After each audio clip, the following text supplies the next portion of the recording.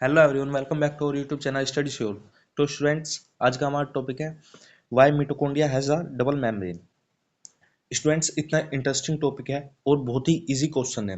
ठीक है, ये हमेशा नीट में आता है, मतलब कंसिस्टेंटली तो नहीं आता, हर साल तो नहीं आता, पर 2 साल में 3 साल में एक बार जरूर क्वेश्चन आता है। और पिछले 1-2 साल से ये क्वेश्चन आया नहीं है, तो अब की बार इसके नीट 2026 में बहुत ज़्यादा चांस है। तो आपको बहुत अच्छे से पढ़ना है, क्योंकि बहुत इंटरेस्टिंग टॉपिक है बच्चों, और बहुत इजी टॉपिक है। ठीक है, तो आपने सबने सुना होगा mitochondria is the power house of cell. उसको हम क्यों कहते हैं, और यहाँ पे एनर्जी किस ऑर्गेनिल में बनती है। जैसे ये मिटोकॉन्ड्रिया है, तो इसके किस पार्ट में एनर्जी बनेगी। ठीक है बच्चों, तो ये सब जानेंगे आज हम आज की वीडियो में। ठीक है, तो चलिए स्टार्ट करते हैं। Why mitochondria has a double membrane structure. ठीक है, तो मिटोकॉन्ड्रिया को हम सब क्या कहते हैं, mitochondria is the power house of cell. ठीक है, तो अगर मोर पावर होगी तो उसका डिजाइन भी क्या होगा, अच्छा होगा। ठीक है, जितना स्ट्रॉन्ग मिटोकॉन्ड्रिया होगा उतनी ज्यादा वो पावर प्रोड्यूस करेगा, उतना ज्यादा पावर हाउस प्रोड्यूस करेगा वो। और उससे क्या होगी, उसकी डबल मेम्ब्रेन अच्छी होगी, तो जिससे क्या करेगा, वो पावर प्रोड्यूस करेगा। ठीक है बच्चों, अगर मैं एक आपको ओवरव्यू दूं, तो मिटोकॉन्ड्रिया कुछ इस शेप का रहता है। ठीक है, जो एक तो रहती है आउटर मेम्ब्रेन और एक रहती है इसकी इनर मेम्ब्रेन।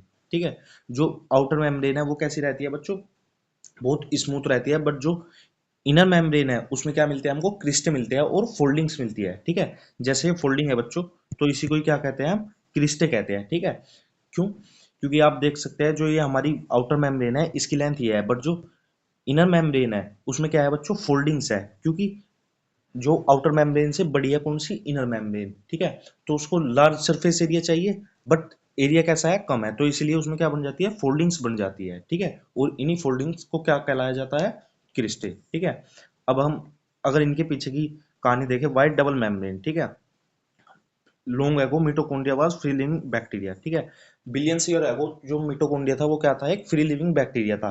बट ये क्या हुआ, एक बिगर सेल के अंदर एंटर किया एंड उसी के अंदर रहना स्टार्ट कर दिया इसने। ठीक है, तो जो आउटर मेम्ब्रेन है वो किसकी है, होस्ट की सेल की है। ठीक है, किसके अंदर एंटर हुआ था, ये होस्ट की सेल के अंदर मेम्ब्रेन हुआ था। और जो इसकी इनर मेम्ब्रेन है, ठीक है, ये किसकी है बच्चों, बैक्टीरिया की सेल वॉल है। ठीक है, तो ओरिजिनल बैक्टीरिया की मेम्ब्रेन ये है, और जो आउटर मेम्ब्रेन है वो किसकी है, होस्ट की है। जो इनर मेम्ब्रेन है वो बैक्टीरिया की मेम्ब्रेन है। तो ये तो बच्चों सबको पता चल गया डबल मेम्ब्रेन स्ट्रक्चर मिटोकॉन्ड्रिया क्यों है, क्योंकि जो आउटर मेम्ब्रेन है वो होस्ट की है और जो इनर मेम्ब्रेन है वो बैक्टीरिया की है। ठीक है, और ये किसको, एंडो सिम्बायोटिक थ्योरी को सपोर्ट करता है। एंडो सिम्बायोटिक थ्योरी क्या है बच्चों, जिसमें दोनों का फायदा हो। जो बैक्टीरिया है वो अंदर रह रहा है सेल के, बट जो होस्ट है उसको भी हेल्प मिल रही है। हेल्प कैसे मिल रही है, क्योंकि ये क्या कर रहा है, मिटोकॉन्ड्रिया का है पावर हाउस ऑफ सेल है। ठीक है, पावर हाउस ऑफ सेल का मतलब क्या है, ये एटीपी बना रहा है। एटीपी का फुल फॉर्म क्या होती है बच्चों, एडिनोसाइन ट्राइफॉस्फेट। ठीक है, अब है एटीपी बना रहा है, कितना एटीपी बना रहा है, तो जो मिटोकॉन्ड्रिया है बच्चों 90%, ठीक है, कितनी, 90% ऑफ एनर्जी रिलीज करता है सेल की अकेला। ठीक है, इसलिए उसको क्या कहते हैं, पावर हाउस ऑफ सेल। और किससे करता है, कोई भी न्यूट्रिएंट्स, अगर हमने कार्बोहाइड्रेट खाया, फैट खाया, लिपिड खाया, उनसे किसकी प्रेजेंस में, O2 की प्रेजेंस में क्या प्रोड्यूस कराता है, एटीपी। ठीक है, किसकी प्रेजेंस में बच्चों, O2 की प्रेजेंस में क्या प्रोड्यूस कराता है, एटीपी। जो इसका साइज है वो कितना होगा, 1 to 10 माइक्रोमीटर। ठीक है, कितना है बच्चों, 1 to 10 माइक्रोमीटर, किसका, माइटोकॉन्ड्रिया का। ठीक है, न्यूट्रिएंट से एटीपी प्रोड्यूस कराएगा किसकी प्रेजेंस में, O2 की प्रेजेंस में, इसलिए क्या कहा जाता है, एरोबिक। ठीक है, शेप है इसकी, साइज है इसका 1 to 10 माइक्रोमीटर। ठीक है, शेप इसकी बताइए बच्चों, सर्कुलर है। और जो पर सेल में, हर सेल में बच्चों किसके, अब किसी सेल में जो मिटोकॉन्ड्रिया है वो 10 नंबर मिला, किसी में 1000 मिला, तो ये किस पे डिपेंड करता है कि वो उस सेल का वर्क कितना है, उस सेल को एनर्जी कितनी प्रोड्यूस करनी है। अब सेल एनर्जी क्यों प्रोड्यूस करेगी, उसका डिवीजन होगा, उसकी ग्रोथ होगी, तो इन सब में जो सेल है उसकी एनर्जी यूज होती है। ठीक है, अब आया टू मेम्ब्रेन है, तो फर्स्ट होगी हमारी आउटर मेम्ब्रेन। ठीक है, फिर है इनर मेम्ब्रेन। तो आउटर मेम्ब्रेन कैसी है, स्मूथ है, यहाँ पे मैंने आपको दिखाया भी है, ये मेम्ब्रेन है, ये आउटर है, और ये कैसी है, इनर है। जो आउटर मेम्ब्रेन है वो कैसी है, स्मूथ है बच्चों। ठीक है, अब ये आउटर मेम्ब्रेन है, ये कैसी है, स्मूथ है। और कैसी होती है बच्चों, परमिएबल टू स्मॉल मॉलिक्यूल। बहुत अच्छी लाइन है, हमेशा पेपर में पूछी जाती है। ठीक है, जो आउटर मेम्ब्रेन है वो कैसी है, परमिएबल है, किसके, स्मॉल मॉलिक्यूल के। ठीक है, फिर है थर्ड है वर्क एज प्रोटेक्टिव कवरिंग। और जो वर्क करती है वो कैसा करती है, प्रोटेक्टिव कवरिंग का वर्क करती है। फिर है इनर मेम्ब्रेन। इनर मेम्ब्रेन कैसी है, फोल्डेड है, ठीक है। ये क्या हो गया, आउटर मेम्ब्रेन। ये क्या होगी हमारी इनर मेम्ब्रेन, ठीक है। इसमें क्या है, फोल्डिंग है बच्चों, ठीक है। इन्हीं को क्या कहते हैं, क्रिस्टे, ठीक है। ये जो ये फोल्डिंग्स है ना, इन्हीं को क्या कहते हैं हम, क्रिस्टे, ठीक है। ये क्या करती है, इलेक्ट्रॉन ट्रांसपोर्ट चैन में हेल्प करती है, एटीपी सिंथेसिस करती है, ठीक है बच्चों। क्या करती है, एटीपी सिंथेसिस करती है। जो हमारे इंटरसेलुलर ऑर्गेनिल्स है वे हमारी बॉडी की सेल के अंदर मिलेंगे, ठीक है। तो जो मिटोकॉन्ड्रिया है वो भी किस में आता है, इंटरसेलुलर ऑर्गेनिल्स में आता है, इसलिए सेल के अंदर मिलता है, ठीक है बच्चों। अब नेक्स्ट है हमारा मोर फोल्ड्स मोर एटीपी मोर एनर्जी, ठीक है। क्योंकि बता रखा है बच्चों, जो सेल है उसके अंदर जितने भी फोल्ड्स होंगे उनके अंदर ही क्या होगा, सेल एनर्जी प्रोड्यूस करेगी, ठीक है। तो ये मोर मोर अगर फोल्ड्स ज्यादा है तो ज्यादा एनर्जी प्रोड्यूस करेगी, और क्या, ज्यादा एटीपी बनेंगे। पर ये किस पे डिपेंड करेंगे बच्चों, कि उस सेल का वर्क क्या है, ठीक है। कितना वर्क वो सेल कर रही है। जैसे लीवर सेल है और मसल सेल है, ये क्या करती है, बहुत ज्यादा वर्क करती है, तो इसमें क्या मिलते हैं, ज्यादा हमारे एटी फोल्ड्स मिलते हैं, ठीक है। अब आया जो हमारी सेल है, ठीक है, आउटर सेल है और इनर सेल है, ये किस चीज से मिलकर बनी है, ठीक है। तो जो हमारी ये है, ये फोस्फोलिपिड से और प्रोटीन से मिलकर बनी है दोनों सेल, ठीक है। किससे, फोस्फोलिपिड से और प्रोटीन से। फिर है next space that makes energy, space between two membrane, intra membrane inter membrane space. जो बच्चों दो सेल के बीच में स्पेस मिलेगा, जैसे ये स्पेस है दो सेल के बीच में, तो इसको क्या कहेंगे हम, इंटर मेम्ब्रेन स्पेस, ठीक है।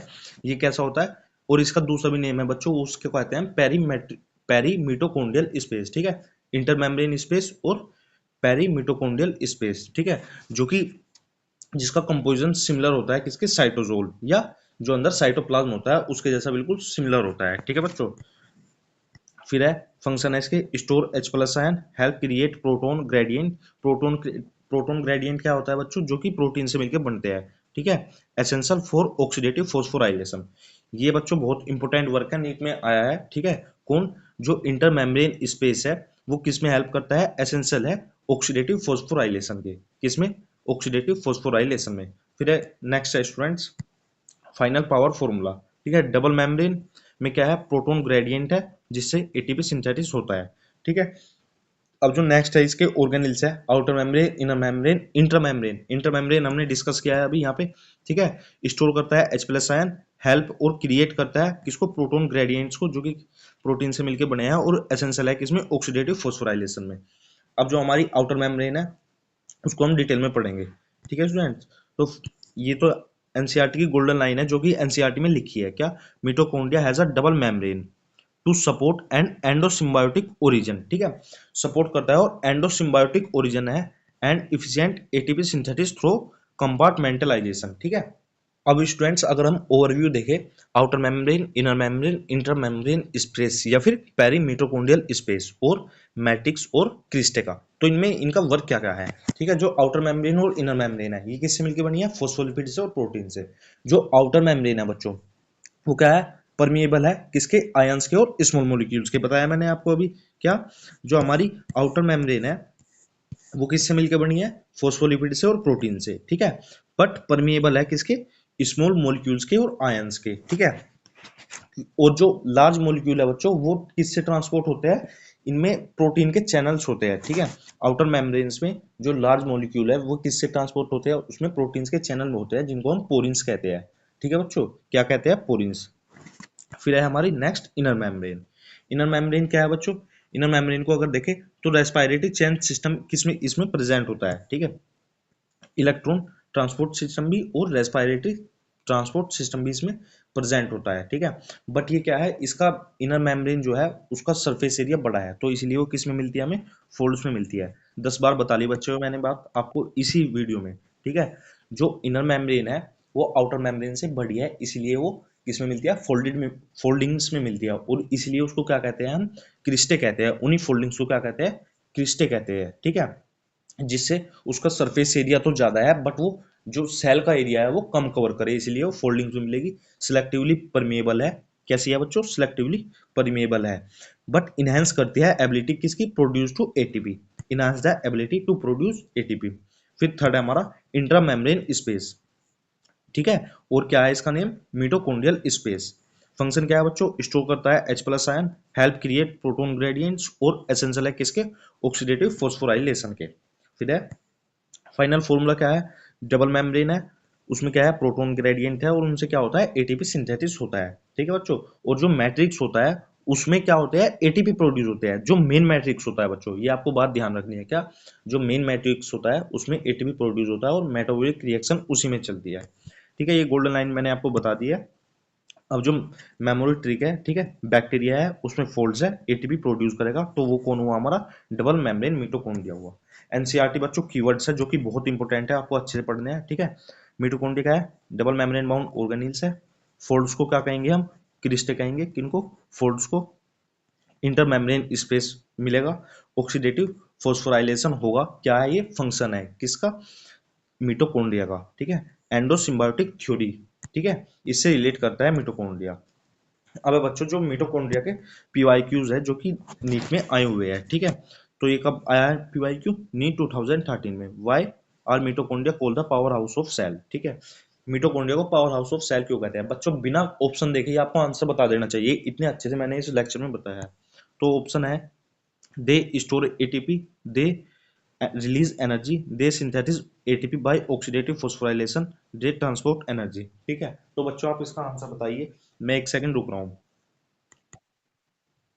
तो इसका जो बच्चों करेक्ट आंसर है वो है हमारा option number 3, they synthesis ATP by oxidative phosphorylation, ठीक है, ये क्या है इसका करेक्ट आंसर है। फिर है नेक्स्ट क्वेश्चन जो कि 2016 में आया है, the number of mitochondria in a cell depends on, जो नंबर ऑफ मिटोकॉन्ड्रिया है वो सेल में किस पे डिपेंड करता है। तो फर्स्ट ऑप्शन है साइज ऑफ सेल, सेकंड है शेप ऑफ सेल, थर्ड है energy requirement of cell and fourth है स्टेज ऑफ सेल डिवीजन। तो आप बताओ बच्चों, कमेंट बॉक्स में मेंशन करो किस पे डिपेंड करता है और फिर मैं इसका आंसर देता हूँ। तो इसका जो बच्चों करेक्ट आंसर है वो है ऑप्शन नंबर 3, जो मिटोकॉन्ड्रिया है वो एनर्जी रिक्वायरमेंट ऑफ सेल पे डिपेंड करेगा। फिर है नेक्स्ट क्वेश्चन, क्वेश्चन नंबर 3, जो कि कब आया है, नीट 2017 में। एटीपी सिंथेसिस इन मिटोकॉन्ड्रिया ओकर एट, जो एटीपी बनते हैं मिटोकॉन्ड्रिया में वे कहाँ पे बनते हैं। फर्स्ट ऑप्शन है आउटर मेम्ब्रेन, थर्ड है इनर मेम्ब्रेन, सेकंड है इनर मेम्ब्रेन, थर्ड है क्रिस्टे एंड फोर है मैट्रिक्स। तो बच्चों कमेंट बॉक्स में आंसर भेजो। तो इसका जो करेक्ट आंसर है वो है हमारा ऑप्शन नंबर 3, ठीक है, किसमें, क्रिस्टे में, ठीक है बच्चों, किसमें बनते हैं, क्रिस्टे में बनते हैं। फिर नेक्स्ट क्वेश्चन है जो कि आया हमारा नीट 2018 में, enzyme of ETC are present in, जो एंजाइम्स है किसके, ईटीसी के, वे कहाँ पे प्रेजेंट है, outer mitochondrial membrane, inner mitochondrial membrane, inter membrane space और मैट्रिक्स। बहुत इजी क्वेश्चन है बच्चों, 4 बार बताया इसी वीडियो में, ठीक है। तो इसका जो करेक्ट आंसर है वो है हमारा option number 2, inner mitochondrial membrane. फिर नेक्स्ट क्वेश्चन है question number 5, Krebs cycle take place in, ठीक है, लेक्चर में बताया था बच्चों क्रेब्स साइकिल कहाँ पे बनती है, साइटोप्लाज्म में, क्रिस्टे में, मिटोकॉन्ड्रियल मैट्रिक्स में और इंटरमेम्ब्रेन स्पेस में। जो करेक्ट आंसर है वो है हमारा मिटोकॉन्ड्रियल मैट्रिक्स में। फिर नेक्स्ट क्वेश्चन है, which feature of mitochondrial support endosymbiotic theory, ठीक है, कौन से मिटोकॉन कौन सा फीचर है जो कि एंडोसिम्बायोटिक थ्योरी को क्या करता है, सपोर्ट करता है। फर्स्ट है presence of cristae, ATP synthesis, double membrane and fourth है लार्ज साइज। तो इसका जो करेक्ट आंसर है बच्चों वो है हमारा ऑप्शन नंबर 3, एंडोसिम्बायोटिक थ्योरी को कौन सा करता है, डबल मेम्ब्रेन, क्योंकि एक जो मेम्ब्रेन है वो है होस्ट की और जो दूसरी मेम्ब्रेन है इनर मेम्ब्रेन वो किसकी है, हमारी बैक्टीरिया की। फिर नेक्स्ट है जो कि 2014 में आया है और नीट में रिपीटेड है, ठीक है, मिटोकॉन्ड्रिया डीएनए, इस मिटोकॉन्ड्रिया का डीएनए कैसा है, ठीक है बच्चों। तो मिटोकॉन्ड्रिया का डीएनए कैसा है, फर्स्ट ऑप्शन है linear and histone bound, second है circular and histone bound, third है लीनियर एंड नेक्ड, फोर्थ है सर्कुलर एंड नेक्ड। तो इसका जो करेक्ट आंसर है वो है बच्चों option number 4, circular and naked. फिर नेक्स्ट जो क्वेश्चन है क्वेश्चन नंबर 8, वो क्या है, inter membrane space of mitochondria is important for, जो इंटर मेम्ब्रेन स्पेस है किसका, मिटोकॉन्ड्रिया का, वो किसके लिए इंपोर्टेंट है, protein synthesis, protein accumulation, proton accumulation, Krebs cycle और डीएनए रेप्लिकेशन। तो इसका जो करेक्ट आंसर है बच्चों वो है हमारा ऑप्शन नंबर 2, प्रोटोन एक्यूमुलेशन। फिर जो नेक्स्ट क्वेश्चन है, mitochondria are absent in, mitochondria किस में एब्सेंट है, लीवर में, मसल्स में, मैच्योर आरबीसी में और किडनी में। सबसे इजी क्वेश्चन है बच्चों इस वीडियो का, मिटोकॉन्ड्रिया टॉपिक का। तो आप बताइए इसका करेक्ट आंसर, ठीक है। तो जो इसका करेक्ट आंसर है वो है ऑप्शन नंबर 3, मैच्योर आरबीसी। अब नेक्स्ट क्वेश्चन है बच्चों असर्शन एंड रीजन का, जो कि आजकल के टाइम में बहुत फेमस है, ठीक है, क्योंकि नीट 2025 में बहुत सारे क्वेश्चन ऐसे हैं जो कि असर्शन एंड रीजन पे बेस्ड है। Mitochondria possess a double membrane, inner membrane form cristae which increase surface area for ATP synthesis. First option है both assertion and reason are true, reason are correct explanation of assertion. Second है both are true but reason does not explain assertion.